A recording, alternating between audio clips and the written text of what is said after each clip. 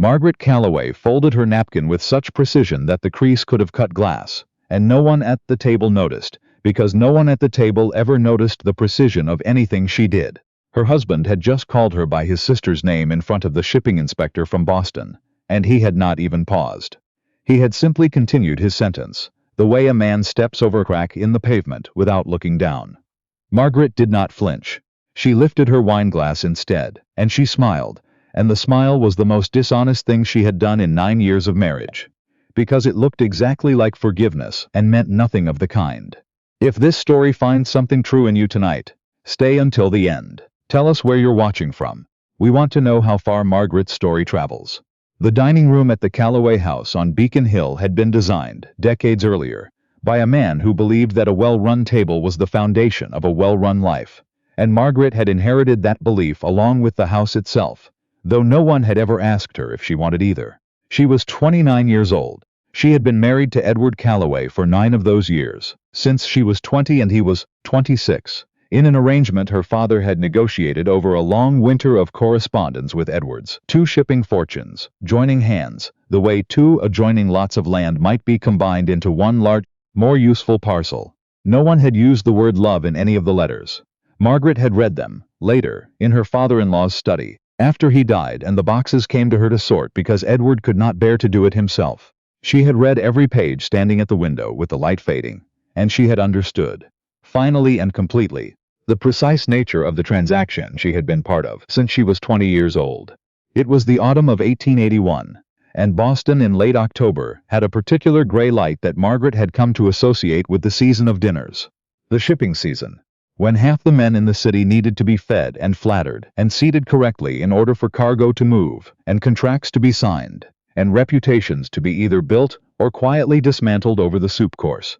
Margaret had been managing these dinners since the 2nd year of her marriage, when her mother-in-law's health had begun its slow decline, and someone had needed to take over the household, and that someone had simply been understood to be Margaret, the way certain duties are simply understood to belong to whoever is standing closest when no one else steps forward. She was good at it. She would have said, if anyone had asked her, which no one had in 9 years, that she was better at it than anyone in Boston, and she would not have been exaggerating. She knew which men could be seated near each other and which could not. She knew that the harbor commissioner's wife needed to be seated where she could see the door, because she had a habit of arriving fashionably late and wanted witnesses to her entrance. She knew that Edward's business partner, a heavy-set man named Whitcomb, who handled the insurance side of their shipping concern, drank steadily through dinner and needed to be steered toward coffee well before the after-dinner conversation turned to numbers, because Whitcomb's numbers got worse the more he drank, and Edward's temper got worse when Whitcomb's numbers were wrong. She had built all of this herself, quietly, over 9 years, the way a person builds a wall one stone at a time without anyone watching, until one day there is a wall and no one remembers it being built, and everyone simply assumes it has always been there. Tonight there were 14 at the table. The shipping inspector, a thin, watchful man named Hollis, who had come down from the Boston Customs House to discuss a matter of inventory discrepancies that Edward had spent the better part of a week being anxious about, without ever once discussing it with Margaret, sat near the head of the table beside Edward. His wife, a soft-spoken woman who said very little and observed everything, sat across from him. There was a young attorney named Pratt, recently retained by the firm, eager in the particular way of young men who have not yet learned that eagerness is its own kind of weakness. There was Edward's cousin Beatrice, newly widowed, wearing the deep violet that fashionable mourning permitted after the first year, laughing a half-beat too loud at things that were not especially funny. And there was Margaret's younger sister Charlotte, 24 and unmarried, watching the whole table, with the sharp, faintly amused attention of someone who had decided, after observing her sister's marriage at close range for 9 years, that she herself would prefer to remain unmarried indefinitely. Sat at the head of the table the way he had always sat, with the easy, unconsidered comfort of a man who had never once in his life had to wonder whether his place in a room was secure. He was 35, broad through the shoulders, going slightly gray at the temples in a way that people called distinguished rather than simply old, and he had the particular talent. Margaret had come to recognize it as a talent, even as it wounded her, of making every person at his table feel, briefly, that they had his full attention, even when, as was so often the case, his attention was entirely elsewhere.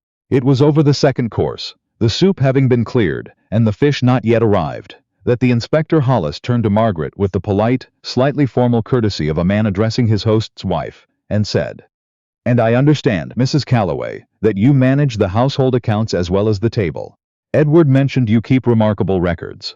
Margaret had in fact kept records so remarkable that she had identified, 4 months earlier, the exact discrepancy in the inventory ledgers that Hollis had traveled down from the customs house to investigate, and had told Edward about it in March, in his study, with the relevant pages marked, and Edward had thanked her, and folded the pages into his desk drawer, and never mentioned the matter again until this week, when the customs house had written formally, and Edward had spent 4 days in a state of controlled anxiety that he had not once thought to resolve by simply opening that drawer.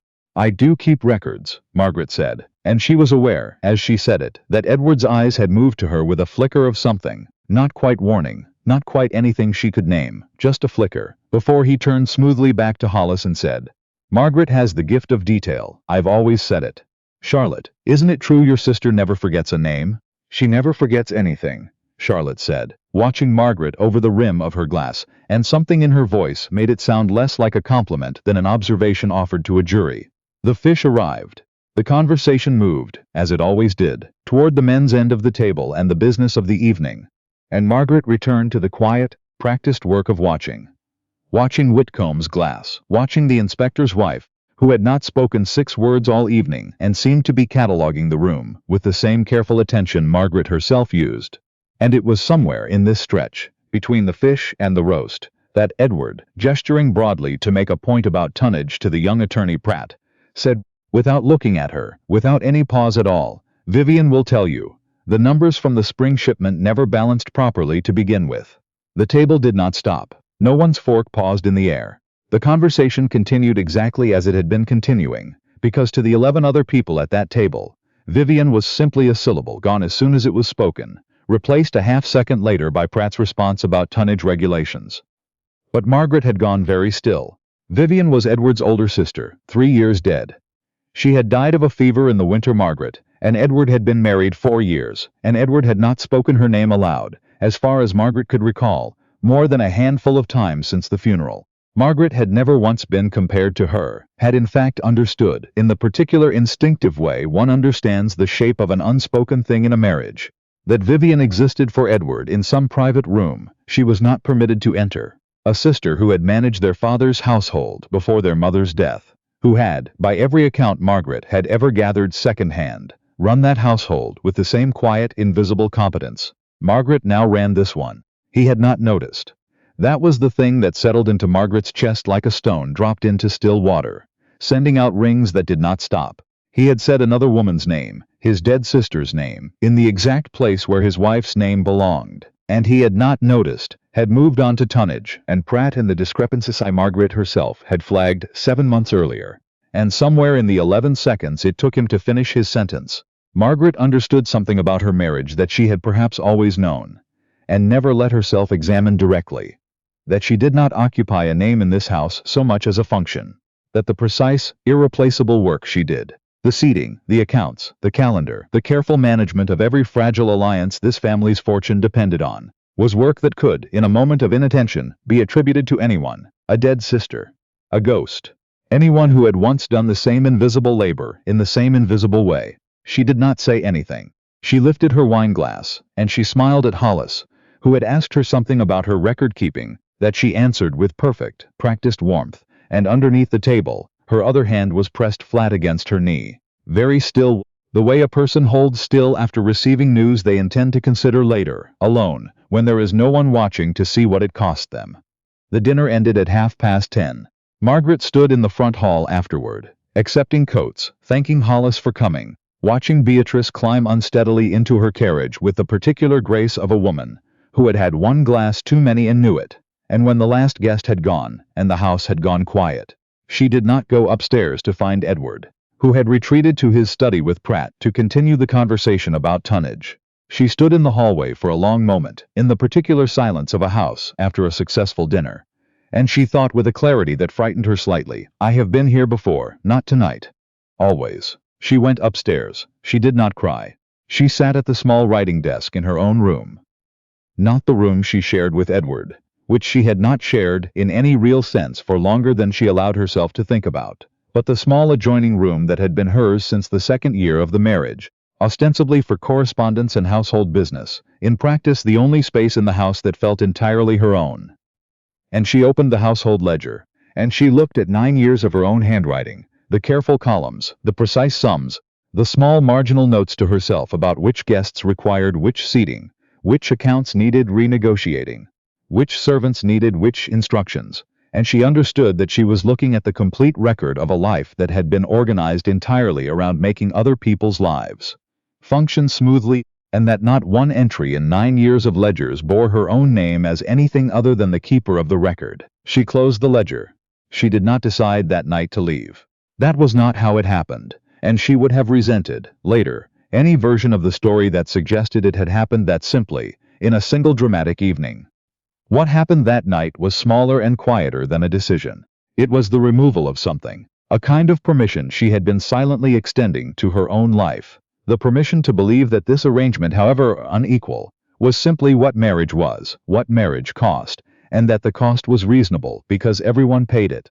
She stopped believing that, sitting at the desk, sometime after midnight. She did not yet know what she believed instead. But she knew the old belief was gone, the way you know a tooth is gone before you've fully assessed the wound, by the strange, sudden absence where something solid used to be. What followed was not sudden. It unfolded over 6 weeks, through November and into the first cold week of December, and to anyone observing the household from outside. And people did observe it, because Boston society watched its shipping families the way farmers watch weather. Nothing appeared to be wrong at all. The Calloway household continued exactly as it always had. Margaret continued planning the Christmas dinner, continued the correspondence, continued the small daily maintenance of a marriage that ran, on its surface, with flawless efficiency. Underneath that surface, she was doing something else entirely. She began, methodically, the way she did everything, to separate what belonged to her from what belonged to the marriage. She had from her mother a small inheritance that had been placed in trust at her wedding and largely forgotten by everyone, including, she suspected, Edward, who had never once asked about it, because the sum had seemed modest beside the scale of the Calloway fortune.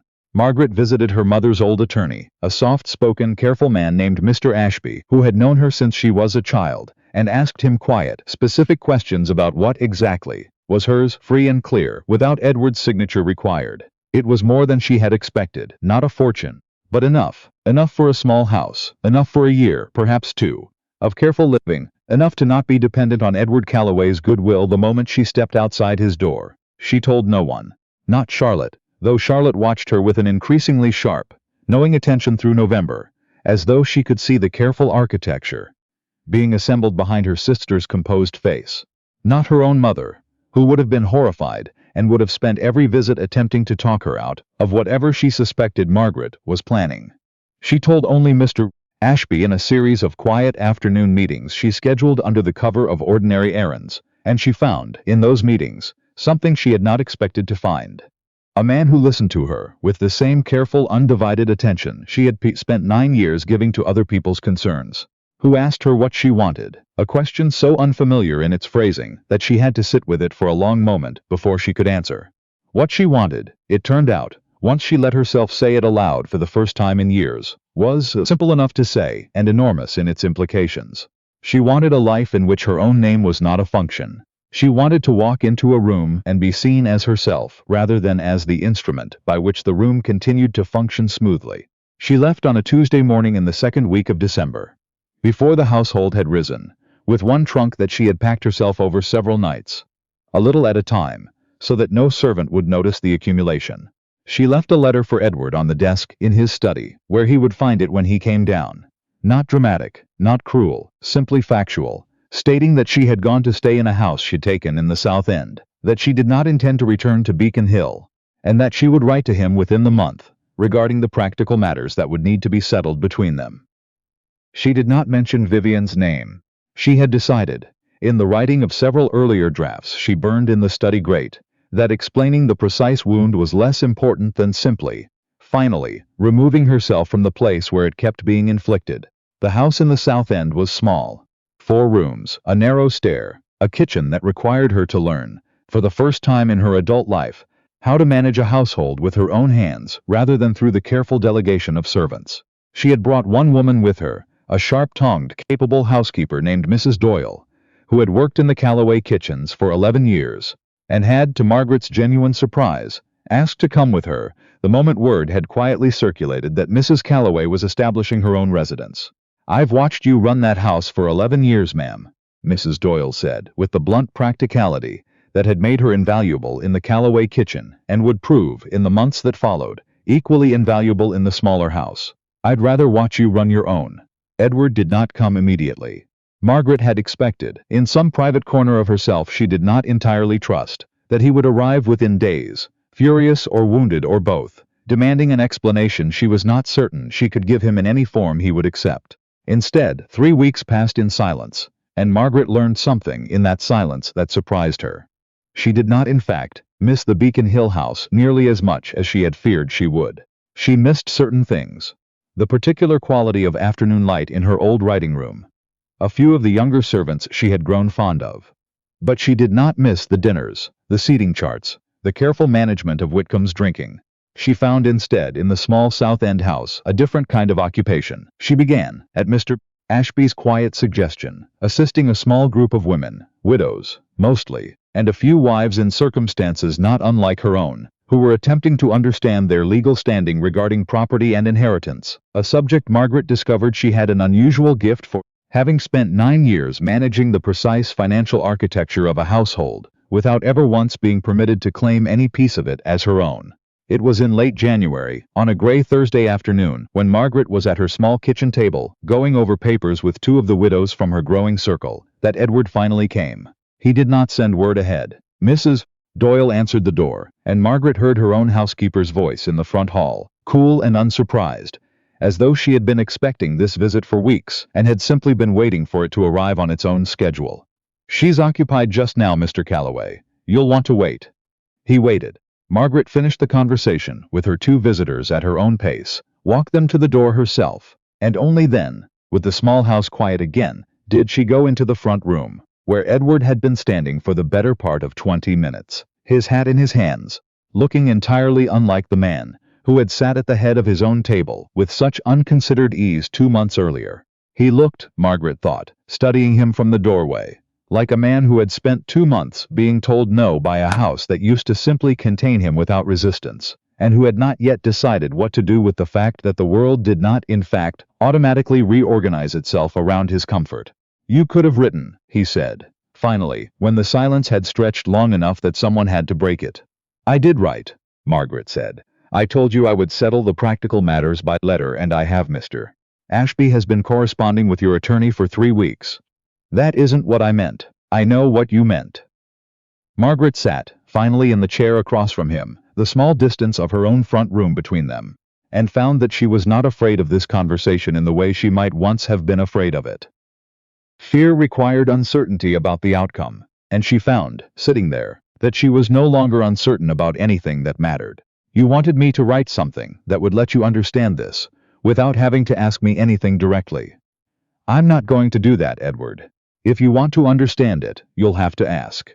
He was quiet for a long moment, turning his hat in his hands, and Margaret watched something move across his face that she had rarely seen there in 9 years. Not the smooth, practiced composure he wore at the head of his table, but something rawer, closer to the surface. "Vivian," he said finally. "You're leaving because I called you Vivian." "I'm leaving," Margaret said, "because you called me Vivian, and did not notice you had done it. Because I have spent 9 years being the person who notices everything in that house. Every name, every debt, every seating arrangement that could ruin a contract if it went wrong. And you have spent 9 years being the person who is permitted not to notice anything at all, including, apparently, his own wife's name." "I'm not angry about Vivian, Edward. I'm angry about 11 seconds in which you didn't notice you'd said the wrong name, and no one at that table noticed either, because to every person sitting there, I am not a person whose name carries enough weight to be missed when it's wrong." Edward did not answer immediately. When he did, his voice was quieter than Margaret had heard it in years. "I didn't know there was anything to notice. I thought." He stopped, started again. "I thought the house simply ran. I never understood that you were the one running it. I assumed it was simply how things were. That's the problem," Margaret said. Not that you didn't see me clearly tonight. That you've never had to see me at all, in 9 years, because the house ran so well you never had reason to look at the mechanism behind it. I was the mechanism, Edward. And mechanisms don't get introduced to congressmen. They don't get thanked. They get assumed. He left that afternoon without resolution, and Margaret did not expect resolution, did not particularly want it yet. What she wanted, she understood with increasing clarity over the following weeks, was for Edward to do something he had perhaps never once been required to do in his entire comfortable life. Sit with discomfort long enough to actually change shape because of it, rather than simply waiting for the discomfort to pass. He came again in February, and this time he did not come empty-handed. He brought, of all things, the household ledgers. Not Margaret's personal ledgers, which she had taken with her, but the older books, going back a decade, that documented every dinner, every account, every careful negotiation Margaret had managed before he had ever fully understood what he was looking at. I went through these, he said, setting them on her small kitchen table, all of them. I wanted to see what I'd been assuming was simply happening on its own. Margaret said nothing, but she sat down across from him, and for the first time in the visits since December, she found herself genuinely curious about what he might say next. You identified the inventory discrepancy in March, he said. 7 months before Hollis came down from the customs house. You told me, and I put it in a drawer, and when the customs house finally wrote, I spent 4 days in a state I am ashamed of now, trying to solve a problem you had already solved for me, because it never occurred to me to simply open the drawer. No, Margaret said. It didn't. I am not going to pretend that going through old ledgers for 6 weeks has made me a different man, Edward said, and there was something almost wry in it, a self-awareness Margaret had not expected from him. But I understand something now that I did not understand in November. I understand that I have been married to a woman who has been doing skilled, difficult, essential work for 9 years, and I have been calling it, the house running smoothly, as though smoothness were a quality of houses, and not a quality of the specific person who builds it, stone by stone. While everyone else simply walks through the rooms she's made livable. It was not, Margaret understood, an apology in the conventional sense, and she was glad of that. She had grown, in the past 2 months, deeply suspicious of conventional apologies, the kind that asked to be accepted quickly so that the apologizer could return to comfort. This was something slower and more specific. And it required, she thought, watching him across her small kitchen table, an answer that was equally slow and specific. I'm not coming back to Beacon Hill, she said.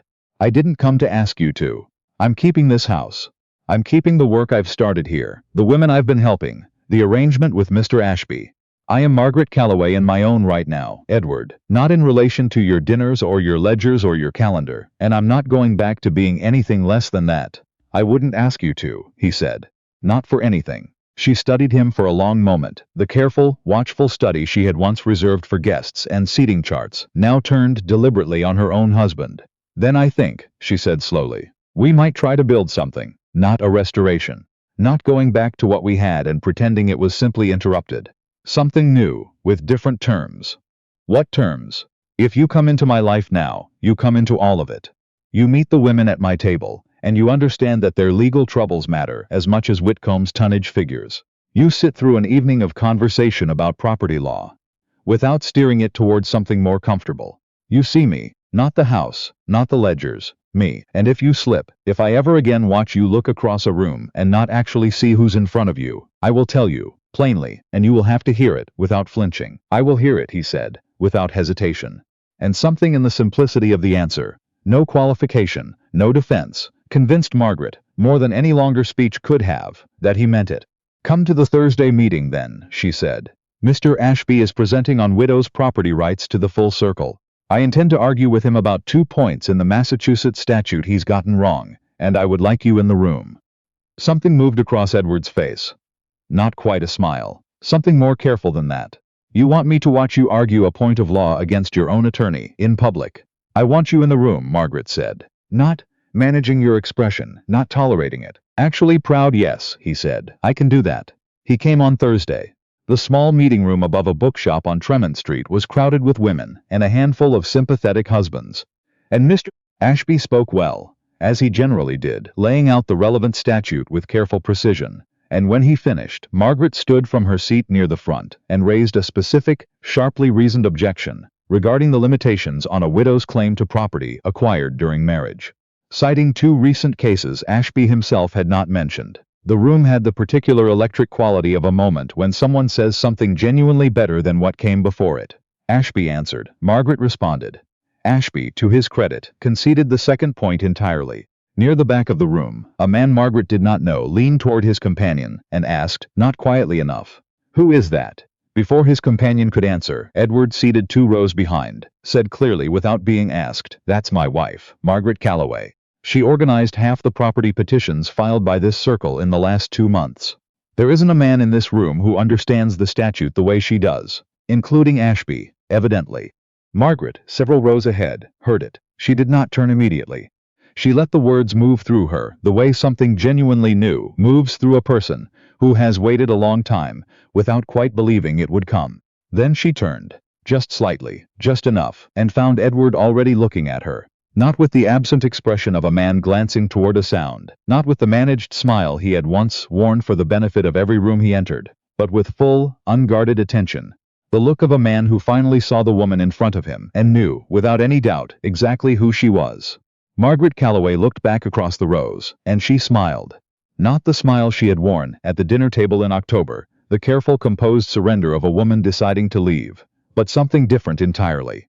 It was the smile of a woman who had walked out of a beautiful house before dawn, with 1 trunk and her own name, who had built something real with her own hands in 4 small rooms in the South End, who had sat across her own kitchen table and set her own terms, on her own authority, and watched a man meet her there with nothing to offer but the truth and his willingness, finally, to see her. She turned back to Mr. Ashby, gathered her notes, and continued making her case.